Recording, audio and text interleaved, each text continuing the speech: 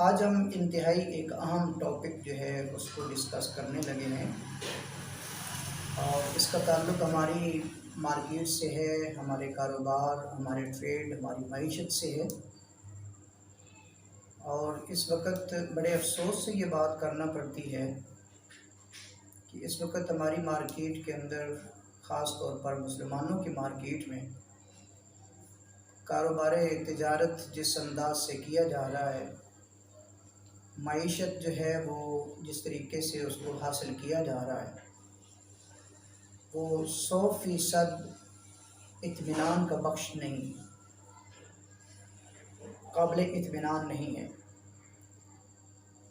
کیوں اس وقت ہماری جو مارکیٹ میں زیادہ تر چیٹنگ، دھوکہ دہی اور اسی طرح مال کا خالص نہ ہونا، بیسیکلی ان باتوں کے پیش نظر تجارت جو ہے وہ کی جاتی ہے، اور تجارت کا ان چیزوں کو حصہ بنا دیا گیا ہے جو کہ بہرحال ایک مسلمان معاشرے کے لیے ذرا بھی موزوں نہیں ہے۔ اور اس سے بڑھ کر ایک اور اہم بات جو ہے وہ یہ ہے کہ اس بات کی پرواہ نہیں کی جاتی کہ ارننگ جو ہے وہ حلال ہے یا حرام۔ آج ہم 4 اہم باتوں کی طرف متوجہ کریں گے تاکہ جتنے بھی تاجر حضرات ہیں، ٹریڈ کرنے والے ہیں، تجارت کرنے والے لوگ ہیں، چاہے وہ جس درجے کا کاروبار کر رہے ہیں، تجارت کر رہے ہیں،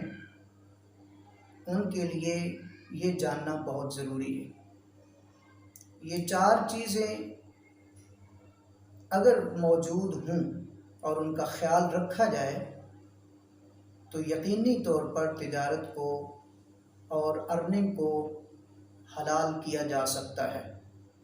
اور انہی بنیادوں پر وہ حلال متصور ہوگی۔ اس میں پہلی بات یہ ہے کہ تجارت میں کی جانے والی انویسٹمنٹ وہ حلال کی ہونی چاہیے، یعنی جو کمائی ہے جو اس میں آپ انویسٹ کرنا چاہتے ہیں، اسلامی اصولوں کے مطابق مشارکہ اور مضاربہ کی بنیاد پر،